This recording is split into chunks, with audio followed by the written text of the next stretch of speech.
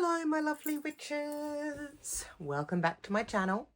If you're new here, I'm remembering to say it more often. My name is Corrigan and I make videos about witchcraft, art, witchery and books of shadows and magical books. So today I have the culmination of the As Above So Below project started at Lunasa in 2024. So this was a year-long project celebrating the Wheel of the Year across the world in collaboration with my friend Emily. I will link her channel to this video. She is Emily's Journals and she makes amazing videos about journaling. She is also a witch, so she celebrates the Wheel of the Year also, and she's in the Northern Hemisphere. I'm in the Southern Hemisphere, and we had this idea that we would create a project celebrating the Wheel of the Year no matter where you were, so that just because you're perhaps in the Southern Hemisphere and all your social media feeds are filled with Northern Hemisphere ideas doesn't mean that you can't go along with it. Yada, yada, yada. I'm not going to waffle. I have another video on the first 6 months of this particular book. I flipped through the first 6 months in June, I think it was, of 2024. And I will link it so you can watch it, because I'm going to very quickly flip through that first 6 months. And then we will be a little bit more detailed with the second 6 months. So it's clearly a chunky book. It's going to take us a little while to get through it. So let's get started. So this is As Above, So Below, celebrating the Wheel of the Year. Each Sabbath, we had 9 prompts, 3 for the Southern Hemisphere. This is starting with Lunasa in February. We had 3 global prompts. Water Bearer, a Mercurial Vibe, and Rites of Lupercalia. And then we had 3 Northern Hemisphere prompts as well. This is Planting the Seeds. Bridget's Flame of Inspiration. And Hope in the Shadows, where I did a taro spread. So that was the first Sabbath. Then we moved into Mabon in the Southern Hemisphere with Frolic in the Autumn Mist, The Alchemy of Rain. As I said, I'm doing this fairly quickly. If you want to see more detail, check out the previous video. Magic Mycelium. Then we had global prompts, Fish and the Ram, Dichotomy, Light and Dark, As Above, So Below, Northern Hemisphere, In Like a Lion, Out Like a Lamb, Enchanting Eggs. I made lots of eggs.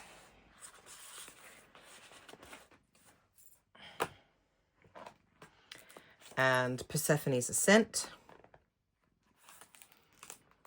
Then we moved on to Samhain in the Southern Hemisphere with Ghost in the Machine, Season of the Witch, and The Raven King. Then we had our global prompts, Hathor's Promise, Isis's Ritual,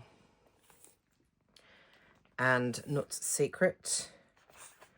And then we were Beltane in the Northern Hemisphere with The Green Man's Invitation, Leaping the Flames, and a Beltane Crown.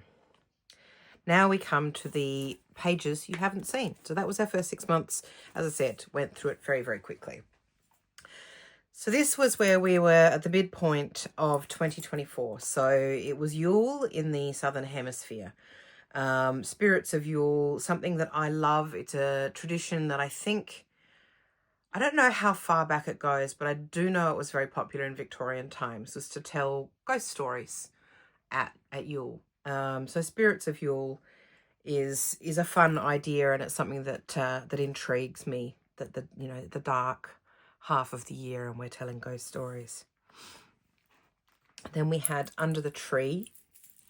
And sorry, this is going to get really difficult. My center pages, this book got so chunky, it's hard to see the center of the book, which is a shame, but I'd started this book, I just continued with it. I did have to actually cut out the back of the book because I had my Grimoire 52 prompts in the other side of the book, which by the time we got to about this time of year, it was too big, so I had to cut it out. I knew I was never going to fit them all in. So this is now just as above, so below. So this is under the tree with these three lovely maiden, mother and crone celebrating Yule. And then we had choose your champion, and it was Krampus or Yule Goat, mostly because I couldn't decide whether I wanted my prompt to be about Krampus or whether I wanted my prompt to be about Yule Goat. And Emily just said to me, well, choose your champion. Make it either. People can do either, which I thought was great. And I nearly did both, but in the end went, nope, I'll just do Krampus. So here's my Krampus representation. His basket's empty. He's got no children in it. He's off to find some naughty children. Here Comes the Sun was one of the global prompts because, you know, if it's Northern Hemisphere at this time of year, it's very, very sunny. And of course, in the Southern Hemisphere, we've just reached the midpoint and the days are starting to get longer. Then we have How Does Your Garden Grow? Again, my feeling on this one was that certainly where I live in Australia, in the southern part of Australia, everything is very green and verdant and lush at this time of year. It's not dead from icy snows. It's green and lush from lots of rain. And I know in a lot of parts of the Northern Hemisphere, this is the growing season in the summer. So it made sense to me, and I figured that there were a lot of tropical areas where it would also be very lush. And then we had Gemini, the Lovers, and Cancer, the Chariot. So this was, we were moving from Gemini season through to Cancer season, and I tied those in with the Lovers card and the Chariot card in the tarot. And this was Emily's Northern Hemisphere prompts for Litha, or the summer solstice. Witch's Brew of Sun tea, which I just thought was beautiful. And I chose this willow pattern background because it immediately makes me think of afternoon tea. The Magic of Thunderstorms. I think there is something quite magical about a thunderstorm sort of appearing out of nowhere on a sunny day, a warm summer's day, and suddenly you have a thunderstorm that happens. And then we have solar powered flower crowns. This is I loved this spread. I loved the connection in this image that I used of these women holding hands. And it just felt very witchy, very sisterhood to me. And then we go into the Northern Hemisphere, last of the Northern Hemisphere prompts for Lunasa being the first harvest, because that is the first harvest. In, I guess that's what, August? Yeah. A Lammas pie. There's another one that I really liked. I really like the colours in this. And an abundance altar for Lunasa.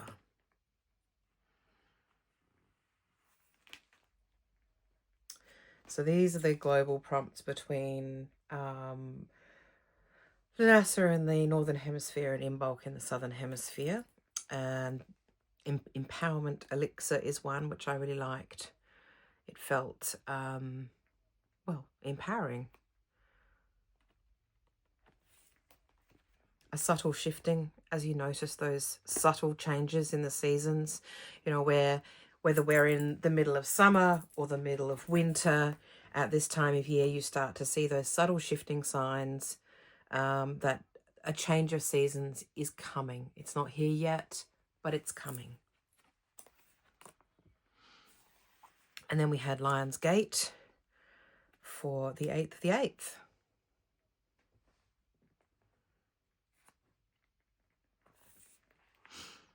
And then we're in the Southern Hemisphere for Imbolc. This is Winter's Blooms. And as I've mentioned before, hellebores are my favourite flower. I just adore them. I can't stop painting pictures of them, and they've got a lot of significance for me. And this is actually a photograph of my hellebore plant, or one of my hellebore plants, at this time of year. And we had a whale of a time for Imbolc, because this is the time of year that you can go whale watching off the coast of where I live in South Australia. There are whales everywhere. They are migrating, and they're just off the shore with their babies at this time of year. And then we had a frosty heart,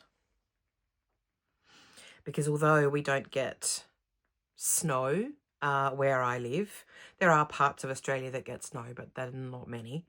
At this time of year where I live, it is definitely a time where we do get overnight frosts. It can be very cold overnight, although it usually sort of warms up to the low to mid-teens Celsius during the day. And then Southern Hemisphere Ostara, the Green Witch. Another one that I really enjoyed doing. I love how this turned out. I like the colour combinations here with the deep purpley blues and blacks, and the greens. And Spring Fling. Everything's coming into its growing time. And then the moon gazing hare, because Ostara is relatively commonly associated with hares and rabbits.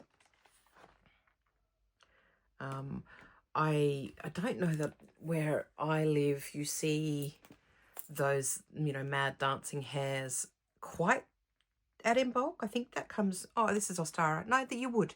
Definitely that September, October is when you see the hares dancing around. When I lived in a vineyard, we would see them a lot. We had a lot of hares. And yeah, you see them doing that. I think it's a mating ritual, mating season. Don't quote me on that, because I don't know that much about it. I just do know that you really do see them dancing, and it's so cute. And you do see them out at nighttime.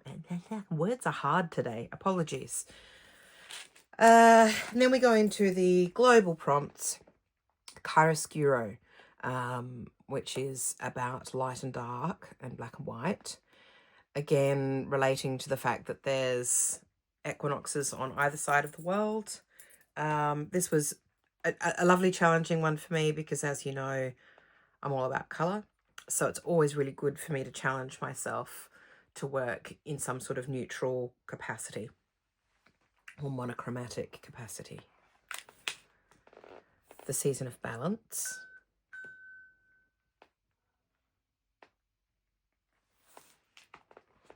And the wheel turns. And I liked the wheel turns as a prompt, but I definitely felt that it also applies to the wheel of our lives. Life, death, and rebirth. It's all along the same lines as you get with the Wheel of the Year.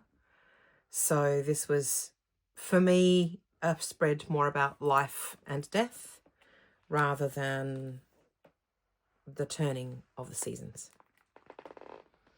And then we come to the Northern Hemisphere prompts of Mabon, an autumnal palette.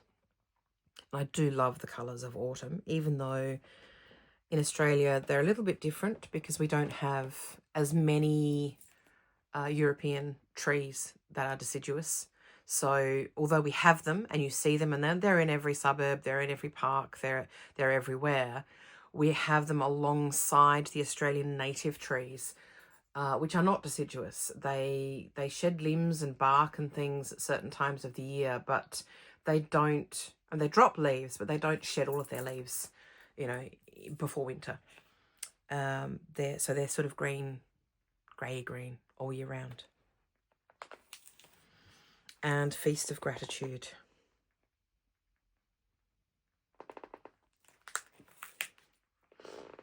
And Hips and Haws. I loved this prompt. I thought that was a really beautiful prompt. I loved using colours I don't always love to use, if that makes sense. That doesn't make sense, that sentence, does it? I'm going to have to explain myself. Orange, I think I've said again before, it's my least favourite colour. I'm not a big fan of the colour orange, but it is one of the colours of autumn. And it's definitely something you see in things like rose hips and hawthorn berries and what have you, although they're more red. So I wanted to include orange colours in the spread, but it's not a colour I love and adore working with, although I'm getting better. But adding in the greens, I think really helped me work through this spread. And we come to Southern Hemisphere and Beltane, and we have around the maypole for Beltane celebrations. And then we have the Great Rite. And again, I have hares, there's bees. I think I've spoken about this before, but I have an absolute phobia about bees, and I'm trying to not exactly conquer it, but face it, I suppose, in utilising bee imagery more in my books. I have such a strong phobia that I have difficulty even just touching pictures of bees. So you can see I don't want to touch the bees. But using them, at least in my artwork, you know, they're a symbol for, they're, as far as magical symbols and magical animals go, they're incredible. And so I'm just, you know, challenging myself to utilize imagery of bees more in my artwork. The season of flowers, of course. To me, that's what Beltane's all about. It's just all about the flowers. And then we have the global prompts, Scorpio's deep intuitive power. And as a Scorpio, that resonated a lot for me. And then we had the liminal place of power. I love the idea of liminality. Liminal places, liminal ideas. And power for all, Pluto in Aquarius, as this is when Pluto moved into Aquarius, and it will be there for the next 20 years or so. And then we have some Northern Hemisphere prompts for Samhain, a guiding lantern in the dark, which I love. I love that idea. And as we move into 2025, that is a year of the tarot card, the Hermit. So very much that guiding lantern in the dark energy moving through into the next year. A bubbling witch's brew. I loved this image that I cut from a magazine with, this has been in my stash for such a long time because of her dress, which these little mirrors in her dress just felt very bubbly to me and very powerful. So here she is, the witch with her bubbling witch's brew. And then we have Fright Night. I'm afraid, yeah, you really can't see that center picture properly, but this gave me the opportunity to use up some sort of spooky Halloween ephemera that I don't often utilize. You know, this is more of that very Halloweeny sort of black and orange stuff. I get it in various packs and things. I have a subscription, sort of a scrapbooking box, art journaling box subscription that I get, which I love, but you don't always get everything that you think, oh yeah, I'm definitely going to use all of that. And this was a really lovely opportunity to use up some of these pieces. And then the last, we have Litha for the Southern Hemisphere at the sun's zenith.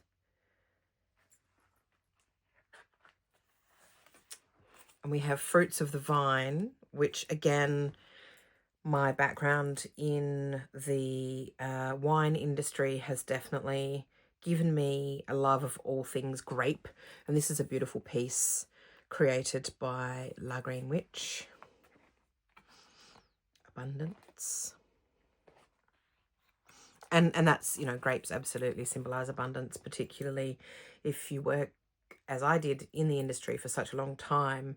It's tied up with your living. So Grapes are very much about abundance and work and income.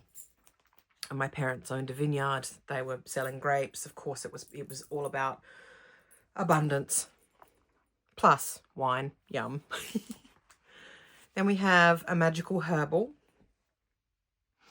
This is a time of year where traditionally a lot of work with herbs is done. I believe it's, actually I'm not entirely sure when Green Week is in the Northern Hemisphere, but it's definitely in that sort of late spring, early summer time. And definitely the summer solstice is traditionally a time to work with herbs, do herbal magic, create herbal remedies. So this was a magical herbal.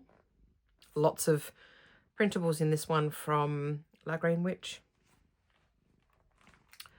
The Centaur's Realm. This is a global prompt for Sagittarius season, and I was intrigued by the centaur and wanted to explore the Centaur's Realm. It's a mythical character, a mythical creature figure I really like. And that led me down a path of looking at Greek mythology for the other prompts for the global prompts. So we had Dionysus's festivities.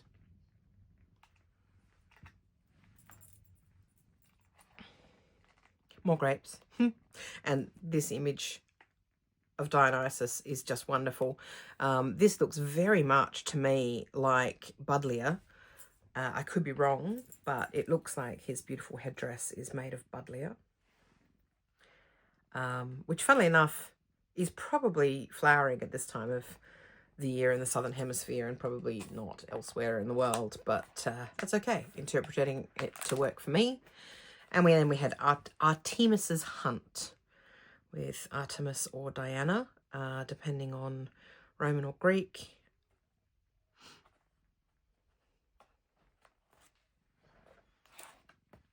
And then moving into the Northern Hemisphere with quite traditional Yule or even Christmassy ideas.